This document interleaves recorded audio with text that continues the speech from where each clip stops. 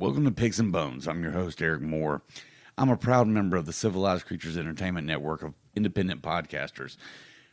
We're introducing a new special that we're going to be focusing on some of these new amazing podcasts that we have in our group here. And this week's creature feature is the podfather himself, John Buchanan, with The Bear Cave. So he's actually recording tomorrow night, so you guys will be able to check it out next week. It's going to be an amazing show. He is so awesome with what he does. And also want to thank our sponsor, BioBidet. Visit them. Seriously, guys, this is a game changer in life. Stop going around being a dirty, stinky bum, especially with the southern heat. You'll thank me for it. Log into BioBidet. Use discount code BONES at checkout. Thanks, and welcome to the show.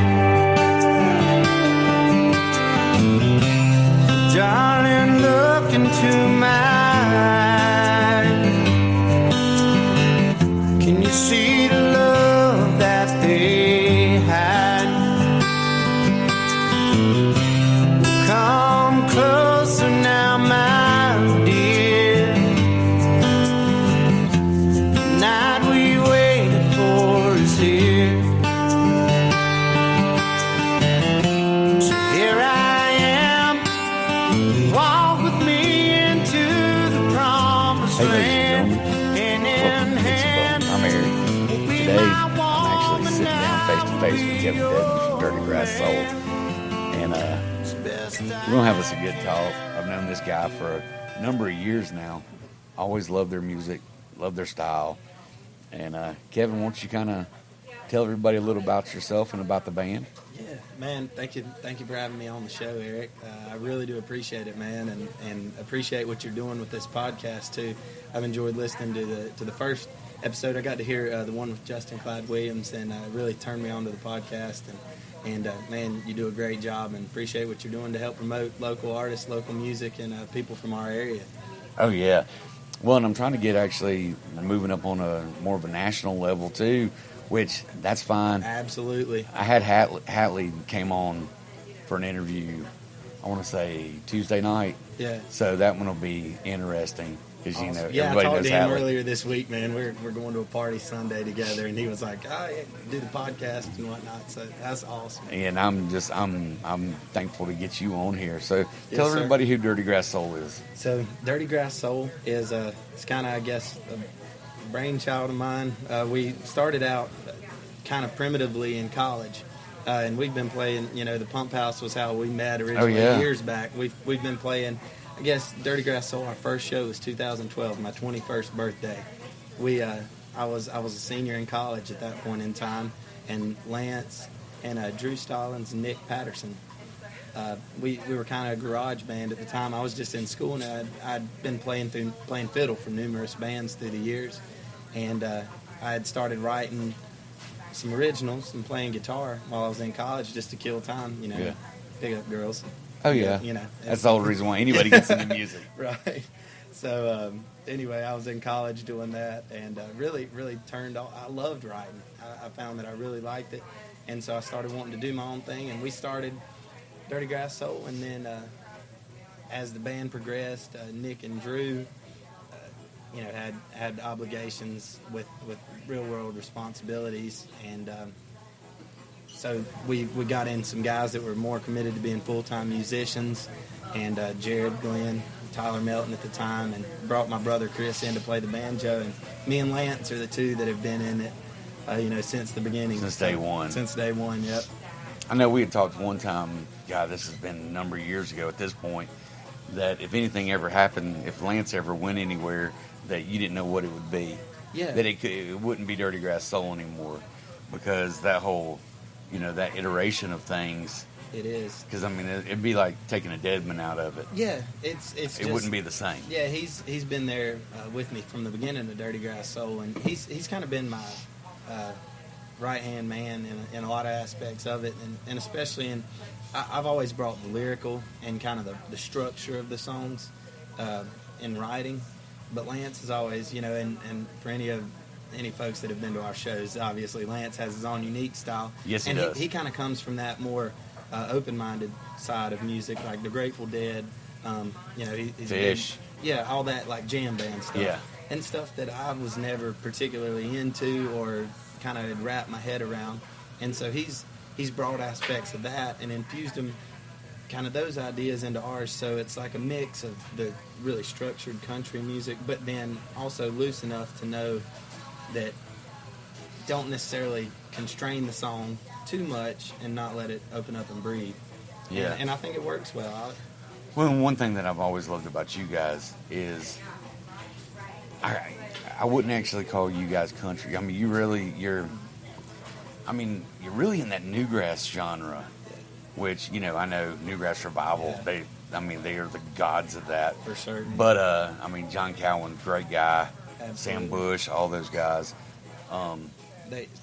That's a huge influence on what we do. And, being from Shelby, Earl Scruggs is from there, the father of the banjo, really, who invented three-finger style banjo playing and pioneered the genre in a lot of ways of bluegrass. And so, and Chris and I grew up on a farm, so that anything I write kind of has a country flair to it. Oh, yeah. Whether or not it is per se country music is a whole different deal, but it kind of has that influence of bluegrass, Americana. Well, I was going to say, you've got your roots and everything, but your instrumentation is bluegrassy. Yeah, absolutely. And you still got because that's kind of the root of you guys, which is what sets you guys apart from many other of these groups that everybody's just out there and they're like, oh, all I need is a guitar, a bass player, and a fiddle, and we got a band. Yeah. It takes soul, man. That's why you guys are Dirty Grass Soul. Yeah. You got to have that soul, and I agree with you. For those of you that don't know, Lance is actually the bass player. Yeah. And Lance plays barefoot. Yeah. all the time. Long hair, long beard. But he is such a unique character, and brings a certain level of fun. Because I know I've been to so many of you guys' shows, and that's one thing. You guys are having as much or more fun. And I know every band I talk to, they're like, we just wish the audience would have as much fun as us. Yeah. I don't think anybody has as much fun as y'all. Man, we love it. That's I think if you give the energy, a lot of times you'll get it back on stage. And that's, some of the time you've got to wake the crowd up.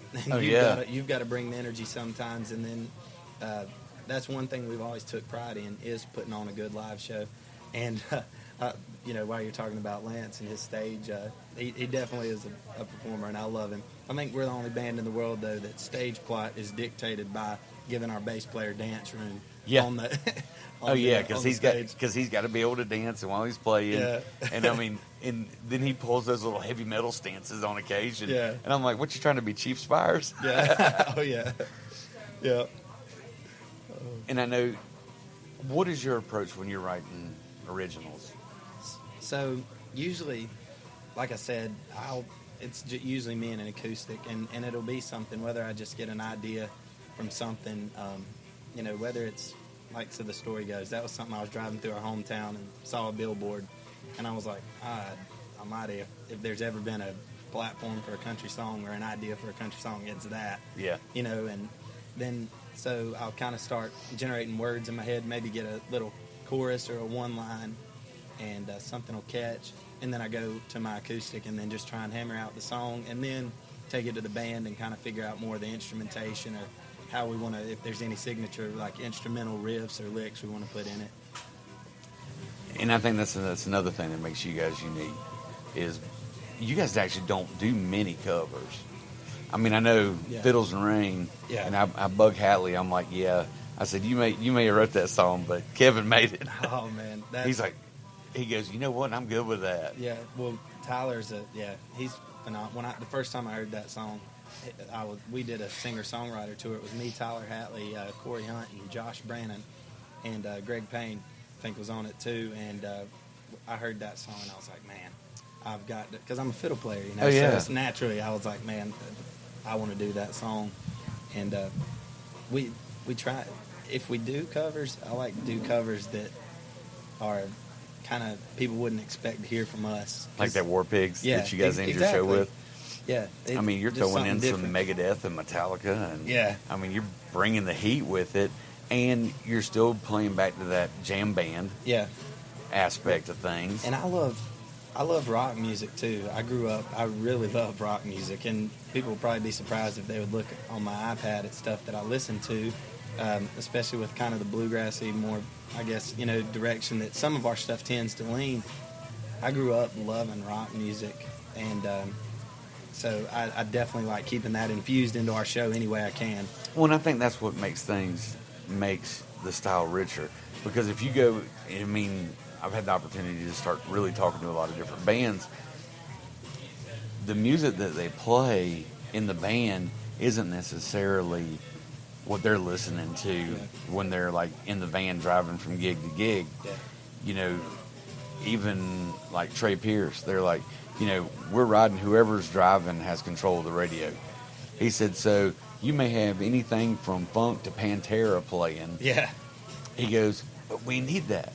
He goes, because if you only listen to what genre you're in, you're never going to grow as a musician. No, you're not, and you're going to get really boxed in to just kind of having tunnel vision, like, you know, a mental constraint, like this is what a song sounds like if you're only listening to one type of thing. Whereas if you're listening to a whole bunch of different stuff, I feel like it just opens your mind. And I'm not really a big fan of labeling a band as a certain genre, because it's like, I just like good music. You know, it's whether it be anything from rock to rap or country, whatever.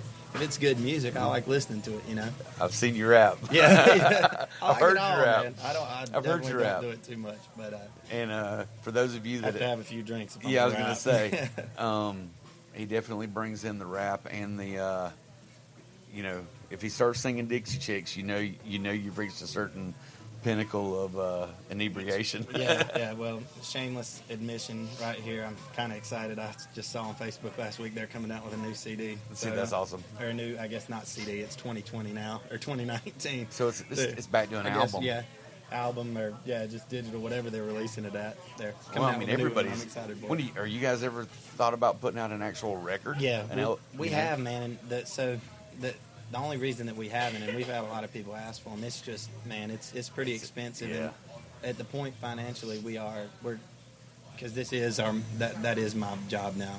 We're full time and been full time the past 2 years. You know, being an independent artist, you have to find ways to, you know, construct your business model to where you can put food on the table, and you can do it as a musician, but you have to pick and choose your battles. And right now, I would love to do vinyl, and certainly that's on the table for us. But and you guys are your own. I mean, you guys do all the production.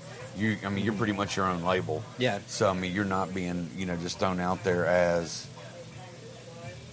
it's not like you've got Arista or anybody, RCA or whoever's still in the game, putting some back in and throwing money at you. Yeah. And so, I will say that though we have been fortunate. We have self-produced both of our first two albums, but we did have help from we did Kickstarter platforms for our first one, and then our second one we actually did a album fundraiser concert. We put on a concert and just advertised it, and we were fortunate to have a lot of good people buy in and help us out. So I can't say that we've done it all. As far as that goes, we definitely had some help with the. Well, I mean, it does take, that whole. I don't want to say it takes a village, because I mean we're not talking about idiots or anything like that, but it takes a lot of. I mean, it takes a lot of parts and components for everybody to be able to, get something out there like that, and that's basically why I started doing this, is because I wanted to be able to have the opportunity, because there's so many bands that I love, and that, guys like yourself that I've gotten to know and become friends with over the years. For sure. I'm like, I want to see these guys succeed, and anything I can do to help these guys succeed. I mean, even if it's somebody, that's gone a little further than, the folks we got around here. Yeah.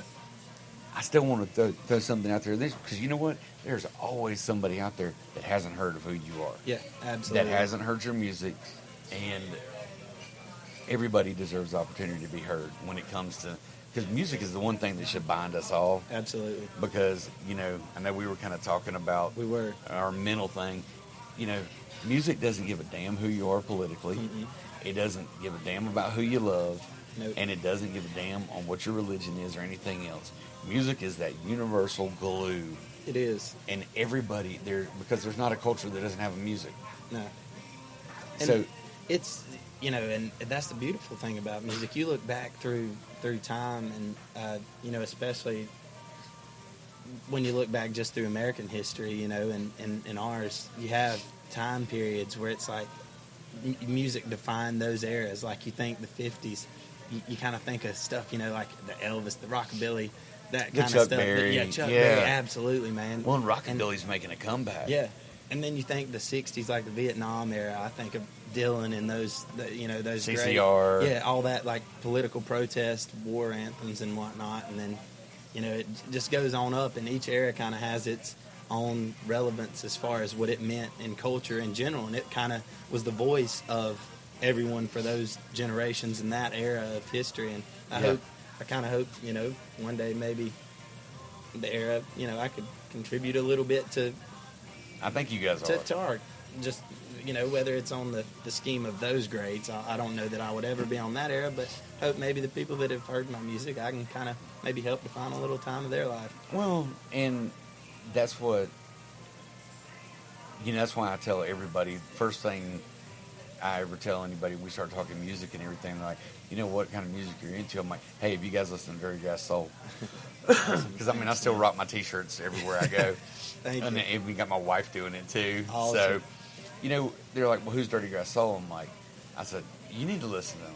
I said, their music will enrich you because it's so diverse. Not every song sounds the same. None of it is like cookie cutter. So I'm like, just thank me later. I said, if you don't like them, that's fine. Well, I appreciate it. I said, but at least give them a chance. And I said, if you give them a chance, odds are you're going to listen to them quite a bit. And I said, and if you listen to them, then you need to go see them and do a show, because that's where I'm going to go into next. I want you to describe, I know personally what one of you guys' shows is like. Kind of explain to everybody what one of your shows is like. So, man, I love putting on a show that I feel like we try and do a little something for everybody.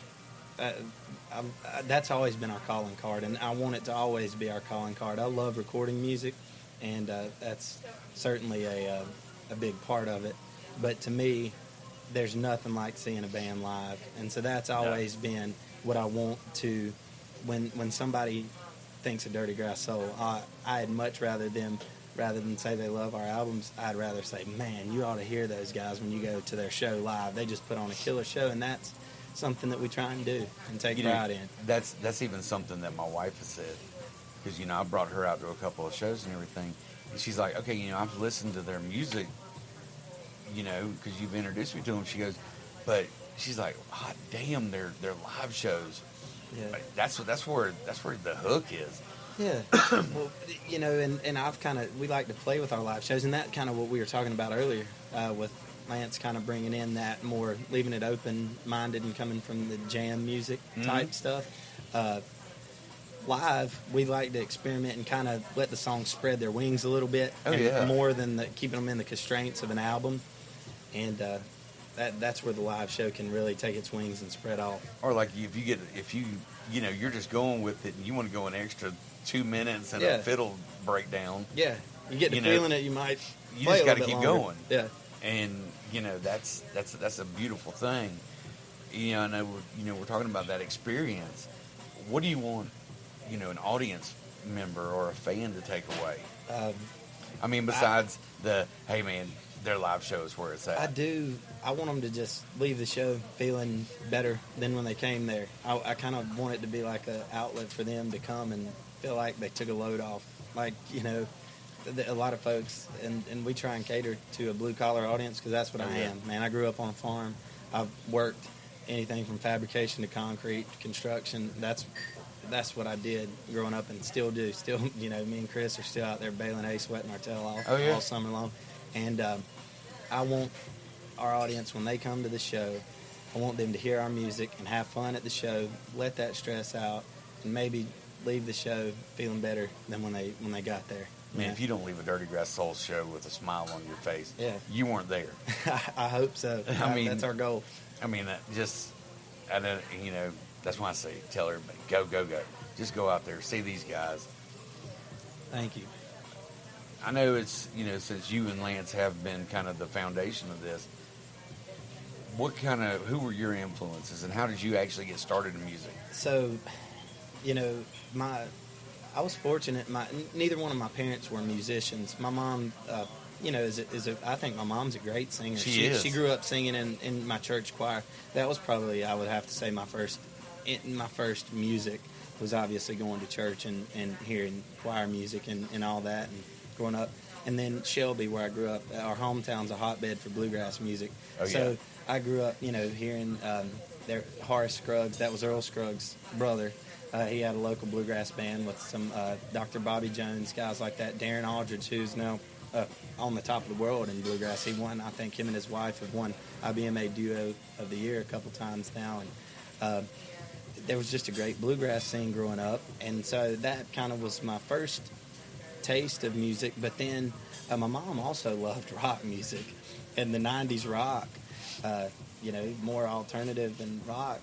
I kind of got into that stuff. So whether it be like Alice in Chains and, or those Your mom's an Alice in Chains fan? Yeah, like Alice in Chains. So she would, I remember Stained. We listened to a lot of Stained. She was those kind of bands. And I love it. Yeah, she would listen to that. I love, Lane Staley, when you were talking about Alice in Chains. That's just... Oh, man. I could listen to... And him and Cantrell's harmonies just blow my mind. But, and that's the only reason why Alice in Chains is still there now, because with the new guy, I'm not discrediting him, but you can tell Cantrell's carrying it. Yeah. But it also showed how much, especially towards the end, Cantrell was having to carry everything. Their new album's killer. Have you listened to it? You ought to. I kind of wanted it to win Grammy Rock Album of the Year this year, but I think it's a killer. They've always been one of my favorites. Yeah. And that's just, they're such a staple of they were like my teenage angst anthems. For sure. Because, it's just like, and Lane Staley, because I was a front man for a number of years, and that's who, that was who that's who I was looking up to. Yeah.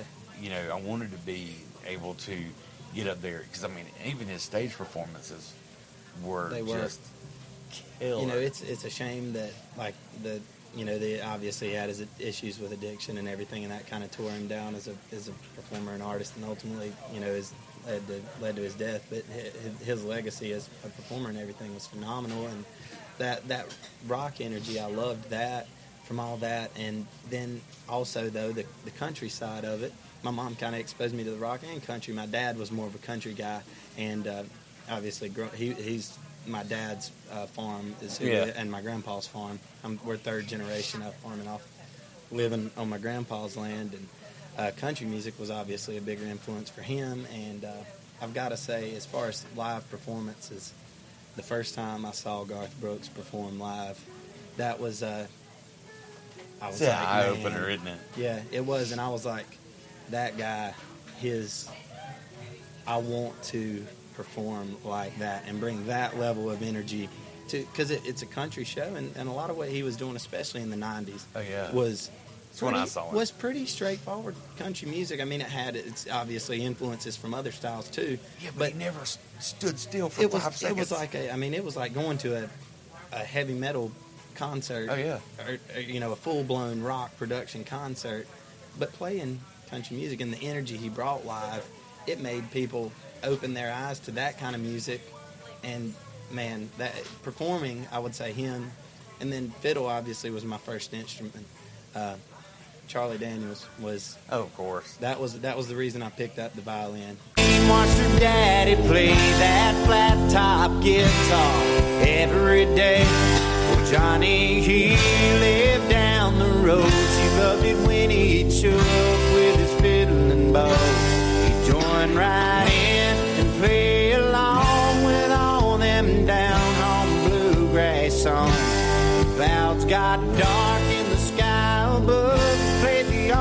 blossom special. She fell in love with fiddles and rain.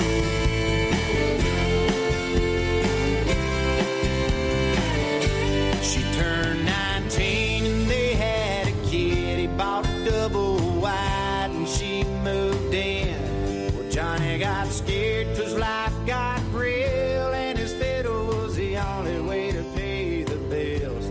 She cried each night, you had to go. Another late night and barroom show. She heard a rumbling sound, the skies lit up, the rain came down. Fiddles and rain, fiddles and rain. And the sole reason I picked up the violin, I wanted to learn how to play Devil Went Down to Georgia. You know, Of course, that you know was like- that's yeah. you know every fiddle player. That's kind of you know when they're getting into that, that's the aspiration they want to have. They're like, you know, I want to play Devil Went Down to Georgia, and I want to blaze it out. Yeah, And I mean, and he's such a icon. yeah, he is. We got to open up for him twice, and last year once, and the year before last once, and he was over 80 both of those shows. And man, for 80 years old, I pray to God that I have half the energy I have, or you know, that he's 80 years old and still out here putting on a phenomenal show. So It was like that's 100-degree awesome. days in July and August both times we played with him, and he's Oh, 80 wow. years old just playing like he's 20. You know. Well, it's like I saw Alice Cooper earlier in the year, and the guy's 70 years old. Yeah. And still put on one of the, I mean, we're talking top 5 shows I've ever Yeah. seen, just for energy. And now Nita Strauss brings a whole different level of things with her guitar playing, and but There's a reason those guys are legends, man. There's Yeah. there's a next level. Just you can feel the greatness of what they do. Well, They're timeless. and they make it effort. They make it look effortless. I mean, Yeah. we all know it takes a lot to get into that, Absolutely. and to get to that level of things. But then you see it, and then you're just like, man, they make this look easy. Absolutely. I've got to share a quick story on the Charlie Daniels show before I forget this.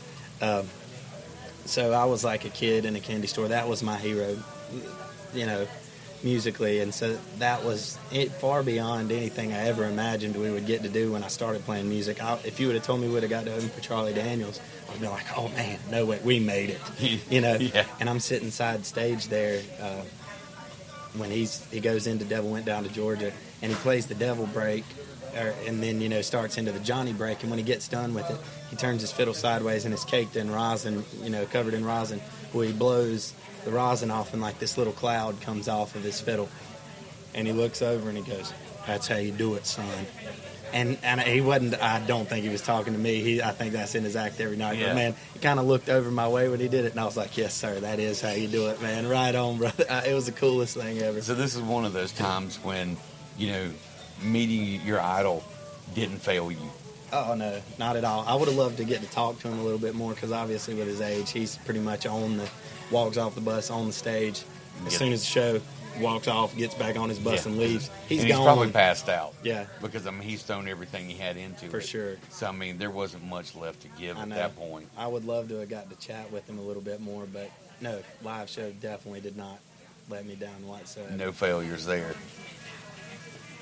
Let's see. What else we need to cover on that? You know, I know I do this, and you've heard the bare bones, so we're going to get into that here in a Yeah. couple of minutes. What do you guys got? You guys got any new projects in the works? Yeah, we're always writing. I've got several new songs that we've worked on. We're hoping to get back in the studio and record those. It's just basically taking the time to get in the studio, because when you're gigging a lot, that's you kind of let those songs breathe. And we've been performing a lot of new songs that aren't on albums right now at our shows for a while, and kind of developing those and getting them hammered out and how we want to record them. But we're hoping to get it in, and maybe instead of recording a full album, as of the time being, I'm thinking about putting out like a 2 or 3 song EP with some of these we've got out, you know, and just getting out more music as we can. Well, and I've noticed that there's a lot of people that they're putting more EPs out because, well, I guess cost value. Yeah. You know, when you're talking, you know, booking studio time and everything, that's not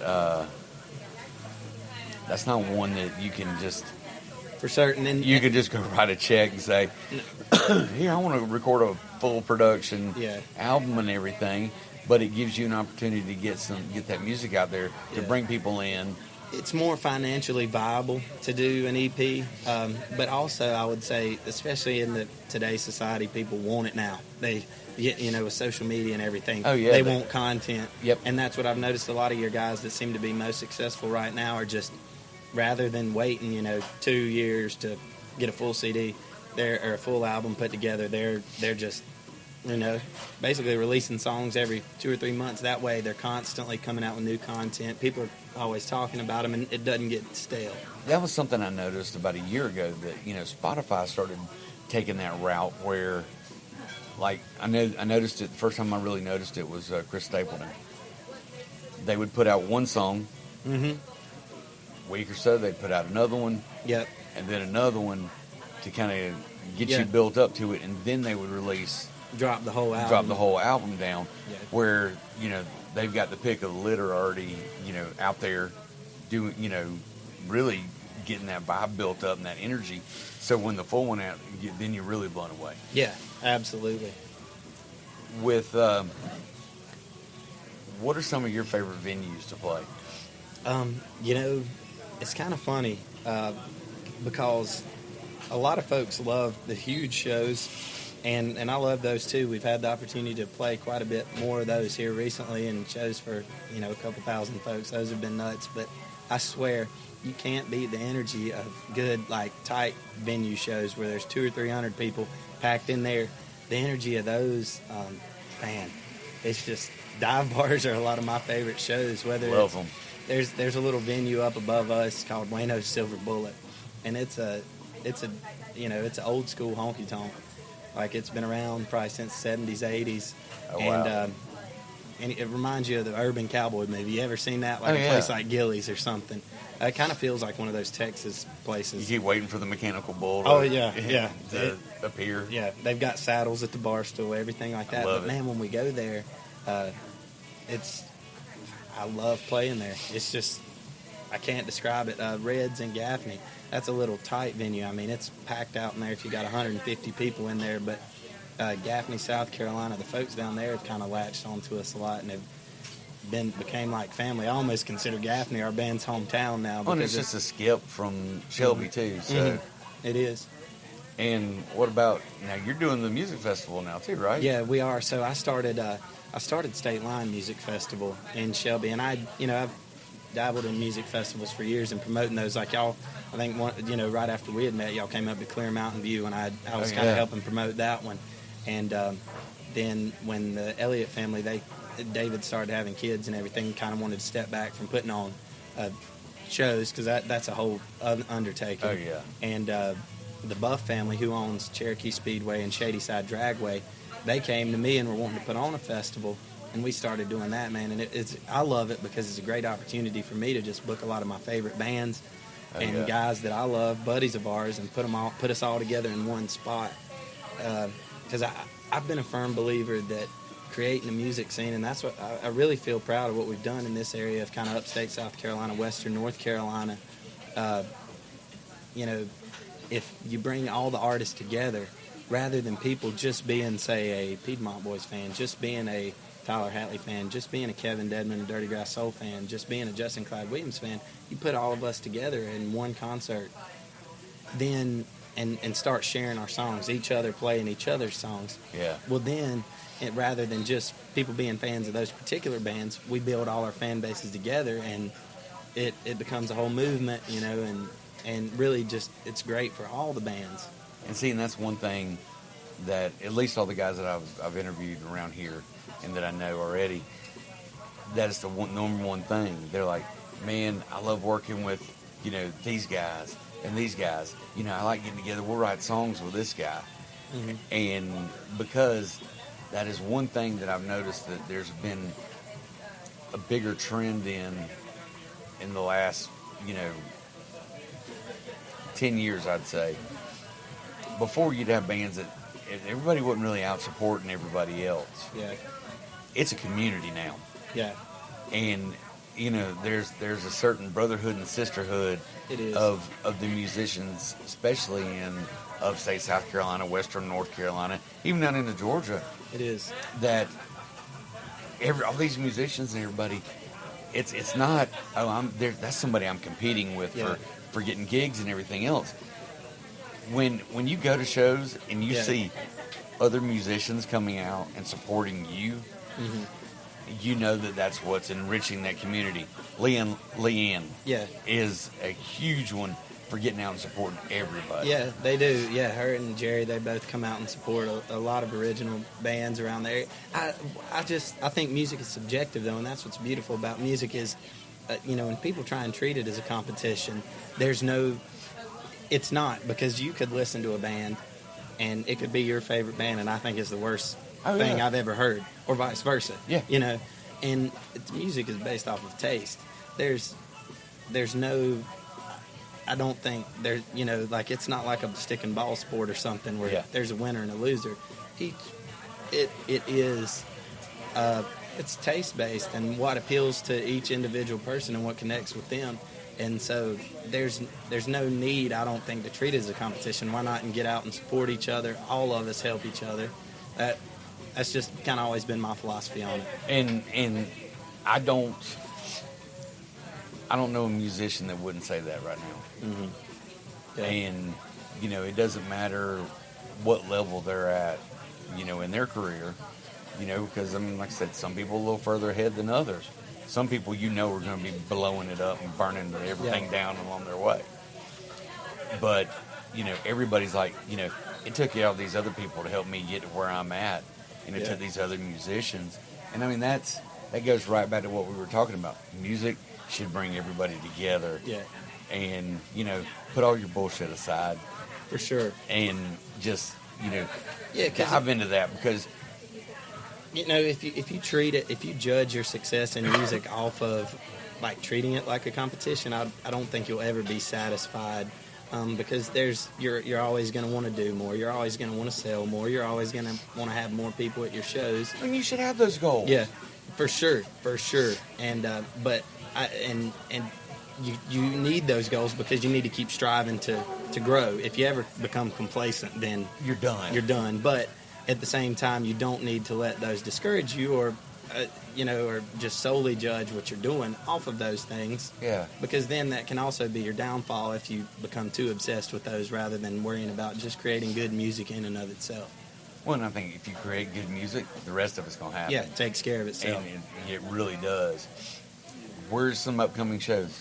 So we've got some good upcoming shows. We're playing Gaffney Peach Fest. That'll be July 20th. I'm not sure when this podcast will air, but when that'll be July 20th. It's gonna be August. Oh, it'll be in August. Yeah. Coming up in August, we'll be at the Bristol Night Race. We'll be performing up there at Earhart Campground. That's kind of like you guys. That's Oh, yeah. like your other home. Yeah. Oh, yeah. I love performing up there, man. It's become like a home for us, the Earhart family up there, and I'm a big race fan. I know that. I'm a huge. Yeah, I've got an Earhart T-shirt on right now. But so that's always a big break for us, and going up there and playing. August starts festival season, and then we'll be doing Hillbilly Jam up in Maggie Valley and everything. Moonshiners Festival, that's a huge one. I'm coming this year. Plum Hollow is just. You were talking about favorite shows, hands down. That one's And see, I know it's a whole. I know nother- everybody that plays there. Yeah. But I've never gotten to go up there. Oh man, it's And I I know it's a whole like different religious thing. experience kind of deal. And that's pretty much the thing I've gotten from everybody. And next time you do State Line, Yeah. maybe we work out something where I can come up there and we can do some live Absolutely, stuff. we'd love for you to And do that. bring some of the bands up and everything else. Give everybody an opportunity to come on and talk Yeah. about what they're doing. Third And annual, and it'll be the first weekend in May. We've already planned on we'll it, definitely make that happen for sure. Mm-hmm. All right, now we'll jump into some bare bones questions. So. Okay, This Cool. one's gonna. I'm looking forward to this. You're Let's gonna dig love in. this one. What's your death row meal? My death row meal. Oh man, I'm a steak and potatoes kind of guy. I would say a steak. Give me a good porterhouse steak, loaded baked potato, and a salad with ranch dressing. That's what I want. With the Outback ranch dressing. That's got a little bit spicier ranch. I like that. Every guy says that, or some kind of seafood, Yeah. or pizza. Yeah. See, no, I'm a steak guy. I Over love. pasta all I'm day. a meat and potatoes guy myself. Yep. Okay, buffalo wings, drums or flats, Oh. dry rub or sauce. I like sauce. I like drums. I'm like more of a medium hot guy. I'm Okay. not one of those tough guys that's gonna sit here and like want the hottest wings ever. I like a good buffalo sauce on them though. See, Celery, I gotta have celery too. Oh, I'm a celery I'm the freak. same there. I will not eat wings if I don't have a good celery beside me. I'm the only one in my family that'll actually eat the celery with them. Yeah. So everybody's like throwing all their celery. I'm like, bring it on. Oh, that's my And- huge snack and Give food, my man. Celery give my and blue ranch. cheese. Yeah. See, I like ranch. I like ranch over Well, see, blue now I'm cheese. down with ranch too. And I don't care. I'll eat wings, and I usually get them half and half dry rub, half soft, because that way you always get the best of both worlds. Yeah. Okay. Song or band that you're really turned on to right now? You know, that's a tough one because there's so many that I'm thinking. I would have to say, right now I've just really been into, Justin. We just got back from our New Hampshire trip and he showed me this guy Billy Strings. I've been yeah. really listening to him a lot right now, and his flat picking just blows me away. Billy Strings is great. Yeah, phenomenal. And I've always been kind of into that hard driving bluegrass. And it's tough to even call it bluegrass, kind of new grass. Yeah. And a kind of weird one that you wouldn't think a lot of. Hank 3.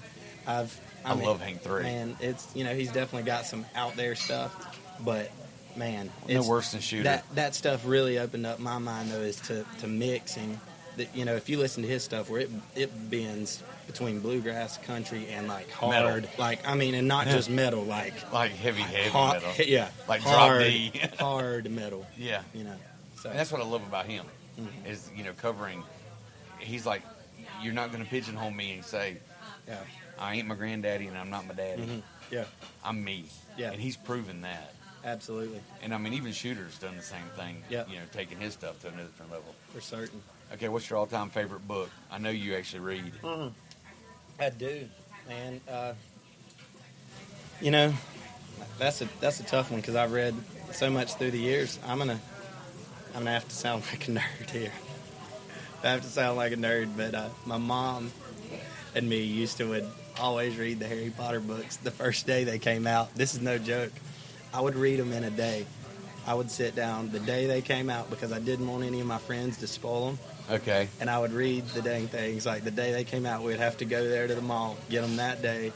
And I miss the old-fashioned bookstores, too. Oh, yeah. We don't have Walden books in the malls anymore and stuff like that. That's the one thing we're fortunate. My wife works at a part-time gig. Is she works at M. Judson Books. It's a local bookstore in downtown Greenville. Shout out, yes, you guys Yeah. should be a sponsor.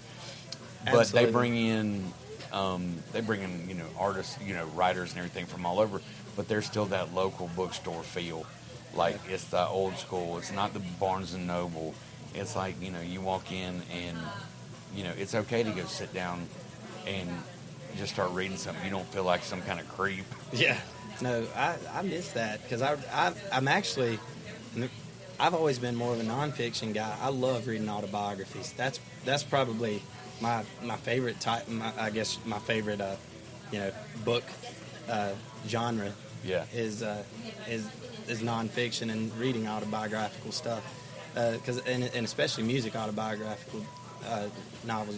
Is reading and figuring out about different artists, their mindset. Because you can get a glimpse into their mindset and what they thought, how they've progressed and changed throughout their careers. So When it kind of gives you something to help grow too. Yeah, it gives you a look into your heroes, into their mind and what they went through. First record you ever bought?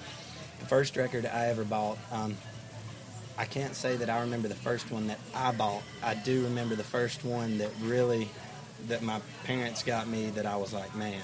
It was Leonard Skinner Greatest Hits album, and I can tell you the tracks in order, I think. It started out number one.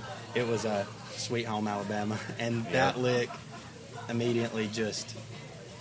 When I heard that as a little kid, that was the first time I'd ever heard Leonard Skinner. I just remember hearing that, and I was like, that is the coolest thing I'd ever heard.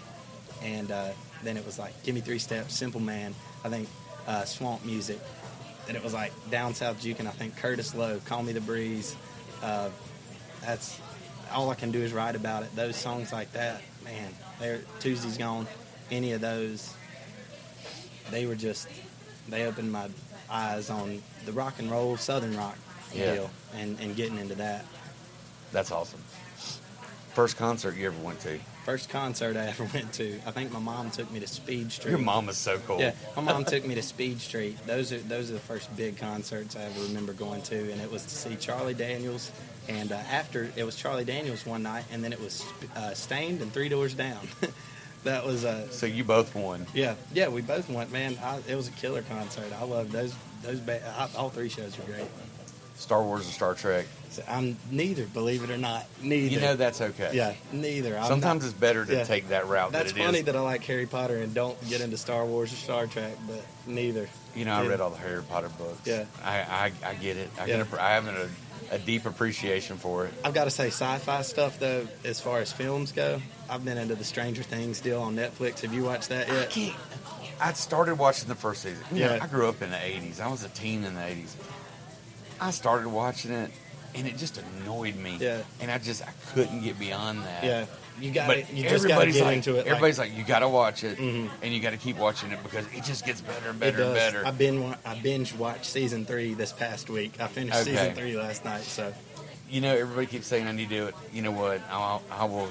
Yes, I just made this official. I will sit down and watch this at some point. I'm going to the beach. In my a wife couple was of like, weeks. my wife was just, she had the full bore, like, just boohooing, crying at the end of last night's season. So Really? Yeah. Okay.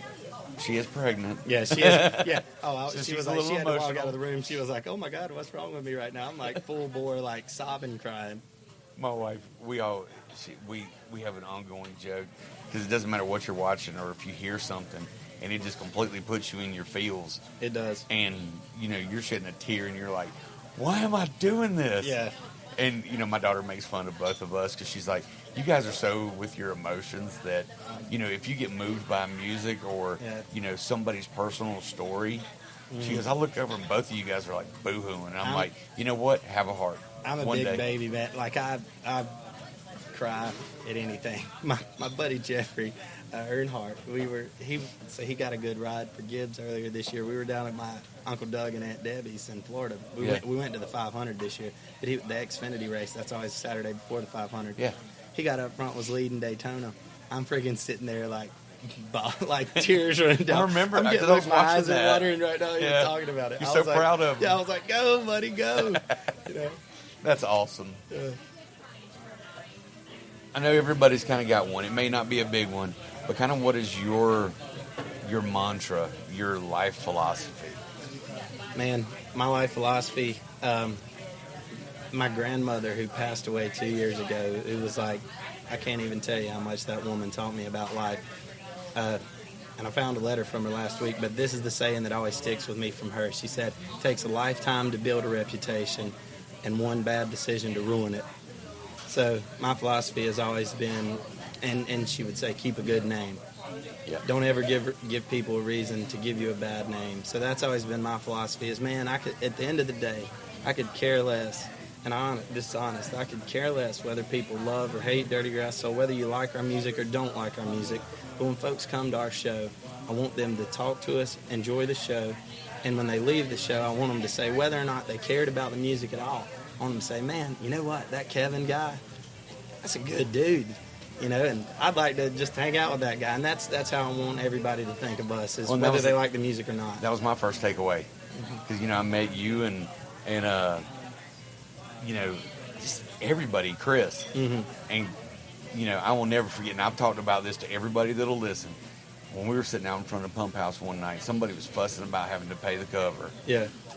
And I said, well, you know, this is one of the guys in the band. I pointed to Chris, and he goes, man, my kids need shoes and cigarettes. Yeah. And he wasn't, I mean, I think he was still in high school. Oh, yeah, we always And get it around was like, and say that. And they looked around and they were like, how old are you? Yeah. He goes, it don't matter. Yeah, we can't take credit for that line. I heard James Radford say that at one of his shows one time, and I thought it was the funniest thing ever. So now But people to hear say that. But to hear him say Yeah, it, oh yeah. it's just like, okay. Yeah, and it's funny now because he is going to have a kid. Oh, yeah? Yeah, he got married. He's having a kid now, too. So we both are. So we're having lots of babies coming into the family Man, it now. must be something in the water in Shelby. Y'all look out. Yeah. Okay, What's that one song that doesn't matter how many times you've heard it? You got the windows down, Yeah. the volume goes up, and that foot's coming down on the pedal. Man, there's a whole lot of songs like that, and it kind of depends the mood I'm in. I've got to admit to you though, this is my all-time favorite song, and I know this sounds very cliche to say this, but when I was in high school, Old Crow Medicine Show had just started taking off, and we used to go up to Boone and hear them when they were like just playing little college bars up at App State and like around that area. Yeah. And I went to NC State, and Wagon Wheel had become like an anthem down there talking about Raleigh and everything, and I was an NC State grad. It's just something about that song takes me back to like my college days and everything. But there's, as far as harder songs go, man, I don't know, Man in the Box, Alice in Chains. I don't know. Man, There's I love just it. something about that always like Well, I can't hit Nutshell. those nuts, but buddy, I'll scream it out, and my voice will be cracking and everything, and just singing it. Nutshell is like my favorite Alice in Chains because there's so much pain in that song. Yeah. And my buddies from Wishbox, anytime we go out and see them, they're like, Glenn's like, hey man, you need to get on stage with us. You need to sing that song. Let's Yeah. just make people hurt for a minute. Yeah. And I'm like, okay, let's go make people hurt. This is something new I'm adding. You're gonna be the first person I'm throwing this at. Okay. I threw it out on Facebook yesterday just to kind of see what anybody else's thing. And Radford was one of the first ones that came out with some good stuff. What is what I would call the strangest or worst cover request you guys have heard?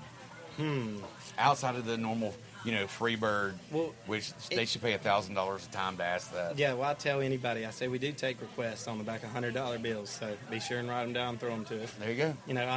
I'll play requests for certain, but I don't know. It always blows my mind when we get because you come to our show and you can kind of get the feeling of the kind of music we play. And so it's, normal to get like the Skinner, the Marshall Tucker Band, the Charlie Daniels, those type requests. But the ones that always blow my mind is like when somebody comes up and is like, can y'all play the wobble or can y'all play Electric Slide or something? And I'm like, yeah. Doesn't that sound like a song we normally do? Yeah. Yeah. No. Do you see keyboards and DJ? Yeah. No, when we get those, We we got get that Steel. Old Town Road a lot, too. Man, right apparently now. everybody is getting hit with that. Yeah, Old Town Road. We've been getting that a lot. We'll get like obviously the Luke Bryan stuff and the Jason Aldeans, and I'm not one to knock pop country. There's a platform for that. There but is. I'm just like, does it sound like we play That. Country Girl Shake It For Me or whatever? Yes. One person, living or dead, that you'd love to take the stage with. I would have to say a duet with Charlie Daniels on Devil Went Down to Georgia is like a bucket list item. But I would, I would have to say I would have loved to have got to perform with Skinner, with Ronnie Van Zant and Steve Gaines. Because obviously Collins and Rosington were phenomenal, and Ed King. All three of those guys, phenomenal guitarists in their own right. But like Steve Gaines, when he got into the picture on like Street Survivors and all that, and Van Zant, that was kind of the prime era of Leonard Skinner for me, and that was my favorite. I would have to say band. Who besides Dirty Grass Soul should people be checking out and listening to? Oh, there's so many bands out there. Got to give a shout out to obviously my boys like Tyler Hatley, Justin Clyde Williams, the Piedmont Boys, Josh Brandon, Corey Hunt, James Radford, all the guys from our area and our scene, the Corbett brothers. That's one of my favorite Man, I guys love too. those guys. And Isaac's kind of they've slowed down with the Corbett brothers thing. He's playing with Melody Trucks band now, but just any of the guys from our scene on And a Isaac's national coming scene. on the show. On a national scene, Sturgill's just been my guy that I really love what he's doing. Oh, yeah. And I'm looking forward to some new music from him as well. There's just a whole bunch of good Did music. you see that out he there just right did a whole rock thing for an anime? And I'm like, I can't really see. Well, I mean, I can see Sturgill doing rock, Yeah. heavier rock. But he was like at some Comic Con promoting this. I'm like, okay. Yeah. Well, he did In Bloom, so I Yeah. mean, it shouldn't surprise you. His last tour that he did, a lot of people were kind of disappointed with it because he had the 3 country albums. his last tour when they toured with the band, rather than having the country band with him, it was more like a 3-piece, or Experimental. 4-piece. Yeah, but he had an organ with him too. I think it was him on guitar, bass, drums, and organ. And it was definitely a lot more out of the box. And he played all those songs, but it was definitely a lot more rock instrumentation and approach to those songs that. But he's he'd done. Sturgill Simpson. He can do whatever the hell he wants to. Exactly. Which- Exactly. Which makes that even. He could make a Waffle House record. Yeah, I think somebody should. Yeah, he did make a Waffle House He record did. with Stephen Yeah. Colbert. Yeah, I want to make a yeah. Career goals. I would like to be on a Waffle House jukebox. That's pretty cool, right? No, I think you guys should actually play a song in a Waffle House. Yeah. Well, we've got so the story goes, we filmed it in a Waffle House. The video for Well, there it. you go. Funny story on that, and I hope this doesn't get me in trouble saying this. The guy come up when we were filming the video. He, the manager comes up and he says, "Y'all can't film in here. Y'all don't have permission to do this." And I Googled really quick on my phone under the table. I Googled like express written permission film thing. And I just showed him this. And I said, "No, I've got an email from your manager. It's right here. This is giving us permission to film in here," and showed it to him. And he was like, "Oh, okay. Okay." So, and we kept filming. And it was some complete bull crap. That is awesome. Yeah, it worked. That is awesome. Well, I'll give you a chance to do some shout outs here in a second. We do want to give a shout out to Smelly Cat. Yeah. I've got a Coffee question. House. Did you ever watch Friends? Yes. Phoebe, Yeah. you know, Yeah. she sang the Smelly Cat. Yeah. Is that what this that's is where they about? came. If No, you look up, this happened before that show. Really? I'm pretty sure. Yeah. but if you look over there, Central Perk is their Wi-Fi password. But they have pictures of all the people from Friends for. Yeah. I was table wondering about sets. that when you sent me the text and was like, "Smelly Cat Brewery." My immediate thought was Phoebe singing, "So Smelly Cat, oh Yeah. Smelly Cat," you know. No, you're thought gonna so sing too. it. Yeah, no, yeah. You need to bring your guitar, I hope right? I might could do it a little bit better than Phoebe did it. I would maybe. hope so too. Yeah. I would definitely hope so. Got any shout outs to give? Obviously to all the band members, to Jared, Glenn, Chris, Tommy Smith, Lance. I'm very fortunate. I've got a great group of guys. We've had very little turnover in our band over the years. Tyler Melton, who was a big part of what we did and still plays with us from time to time. Love all the guys in my band. I love him doing the songs Oh, that he yeah. would always do, like when he did Whip and Post, Mm-hmm. and what was the letters one? Postcards. Postcards. Yeah. Dude, I Yeah. love that song. Yeah, that was he wrote That's one of that my ones that my foot goes down on the pedal Yeah. because it's just such a powerful song. It is. And Tyler's a killer writer, and I wish him the best of luck, obviously, in all he's doing right now. He's got a band that he plays with when he has the opportunity now. He started another project, and you ought to check them out. They're called the Kill Devils, and Tyler's awesome. And he plays with us, like I said, from time to time when he gets a chance. But he's got a corporate gig right now, and we just started booking more than he could play. And obviously, with his job, I was like, man, pursue that, brother. You've got no bills doubt. to pay, and that's hard to pass up. And I have to give a personal shout out to Kevin Dedmon and Dirty Grass Soul myself for allowing me to use some of you guys' music from my old show Yeah, that I was doing and everything, because you guys were one of the first ones I thought of. Any of that it. I'm like, Use it all. you know, I love these guys. I mean, I consider all you guys friends. Yeah. And I love you, Tommy Smith. Everybody has to tell Tommy Smith they love him. I know. 'Cause he's my favorite little grumpy dwarf. I know. I Right. mean, you can't not love him.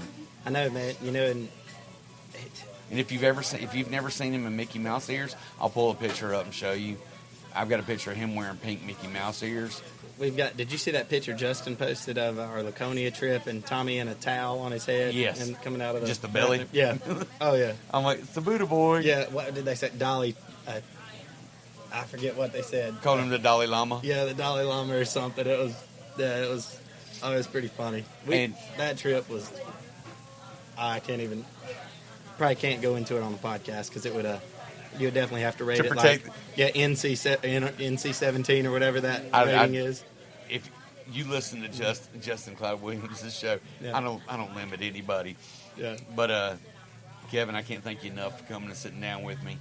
And Absolutely, I Eric. appreciate you, brother. And everybody, get out there, go support local music, go support Dirty Grass Soul, all these other guys that we have talked about. You know, enrich your lives. You know, go with something that makes a difference and matters in the world. Make it music. Yeah. So, folks, I want to tell y'all thank you.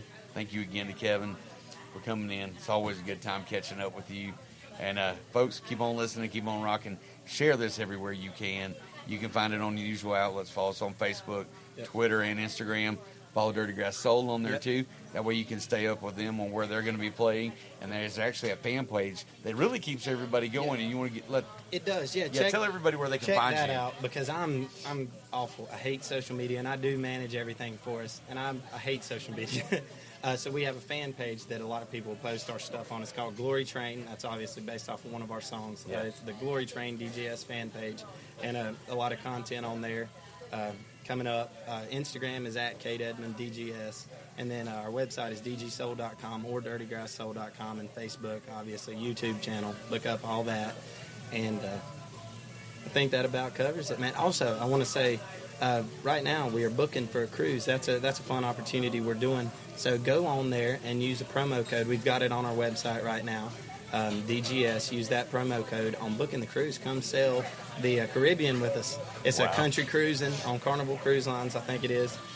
Coming up in November. Go on a cruise with us, man. It's going to be a big Oh, time. that would be awesome. Yeah. All right, folks. Thanks for coming. Thanks for listening. Check us out. We'll talk to you soon.